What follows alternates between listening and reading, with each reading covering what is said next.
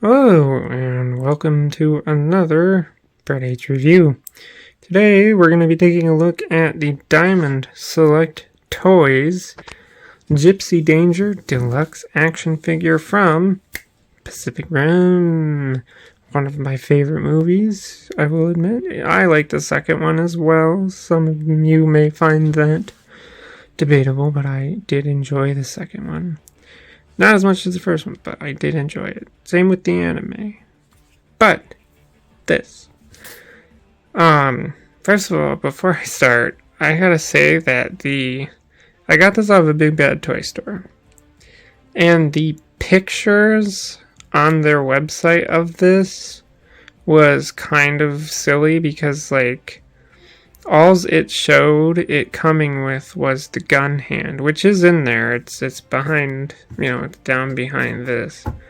And that's it, so I was not expecting this to actually come with another set of hands and the sword and another whole arm there.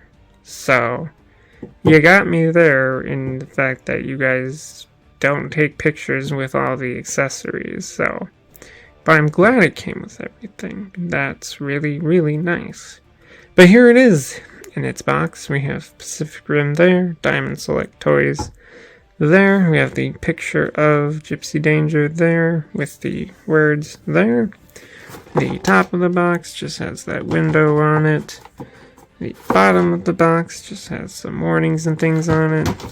The side of the box just has the logo there, as well as action figure and Pacific Rim. This side says the exact same thing. Then we come to the back here, which has a very nice picture of Gipsy Danger there, Legendary, Pacific Rim, Diamond Select Toys, and a whole bio about the Gipsy Danger robot, if you care to read that. But I've had this thing since yesterday. I wasn't able to do anything with it because I didn't have time to do this yesterday. So I am very excited to open this guy up and take a look at it. So why don't we do that? Alright, and here is Gipsy Danger, all out of its packaging and standing there. And it's not going anywhere because this is kind of weird, I'm not gonna lie. The way that this is kind of done is just kind of weird to me, and it makes me think of older Marvel Legends that I used to have of Iron Man and War Machine from, I think they were from the second Avengers movie, where it just seemed like they were kind of pre-posed action figures where some of the joints would only work in a way to do certain poses. I don't know if that's the case with this, but there's some oddities, especially in the legs, but I will get to that in a moment, because the first thing I want to do is take a look at all of the accessories here. So of course, we get a hand, an extra hand here, arm, for the side that has the blade on it right now. And we have the gun here, which also goes on the same side as the blade does. And we do get some extra, we get some fists for both sides here as well. So that's really nice. Although, I have to admit, I kind of wish that they gave me a blade hand, a blade arm for that side as well.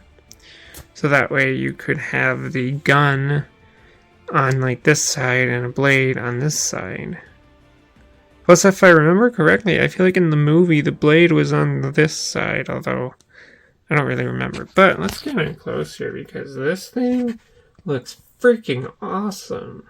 I mean, joints and posing stuff aside, this is so well detailed.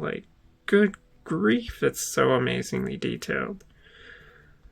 And I mean, this whole thing was like $40, so it better be detailed, but I mean, look at all the like pistons and mechanical stuff in the thighs there and down in the knees here. It's just so cool. Like, and those feet, those massive feet, like, God, it's so cool.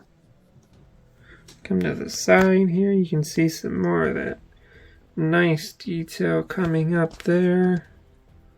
So nicely detailed and painted too. Like, they did not cheap out on any of this. And again, for a $40 figure, they better not.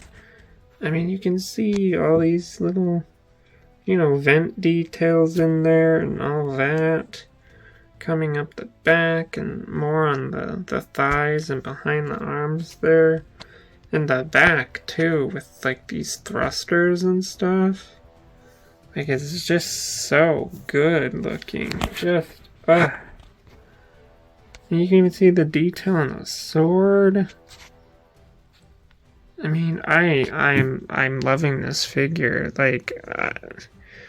Like any gripes aside about how the legs are working right now, like,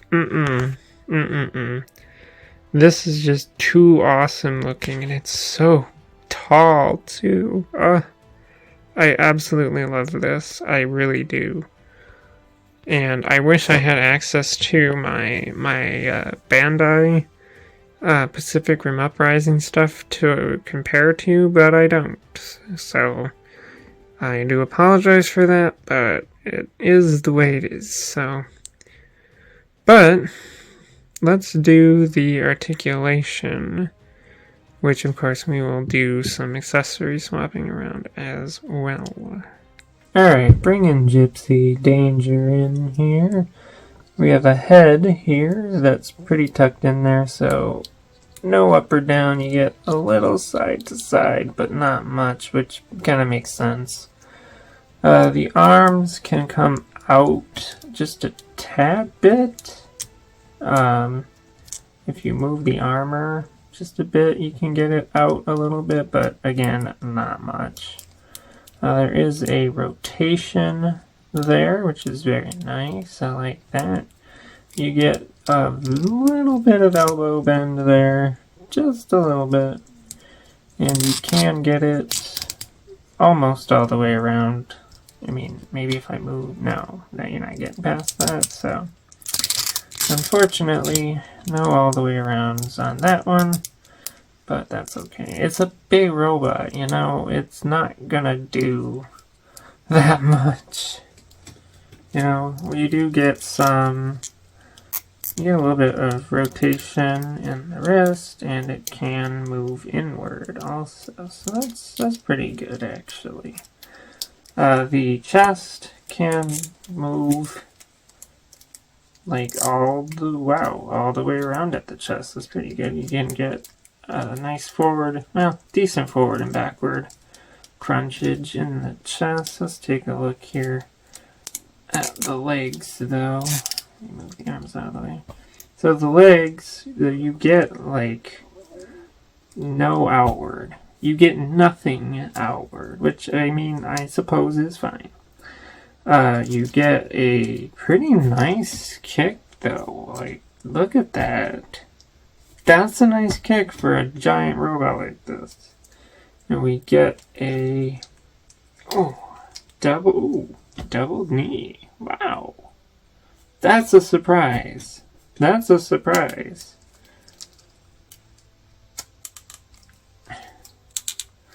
But I do feel like that's one thing, because this side seems a little loose for me. Like, I don't know why that is, but this knee seems a little bit loose, but that's alright. And then the foot here can move a little bit up and down, and you can get a little side-to-sideage in there. So, not too bad. Now, let's do some accessory swapping here. So we're going to take the sword hand here. We're just going to pop it off. without breaking it, of course. Very nice. And we'll start with the regular hand here. So yeah, there it is with the other hand on there. It's not the best connection. Can move up and down though, as it should. You gotta be careful with it, or else the hand is just gonna kind of pop off pretty easily, actually. And of course, while we're thinking about it, let's take that back off. And let's try the gun hand here.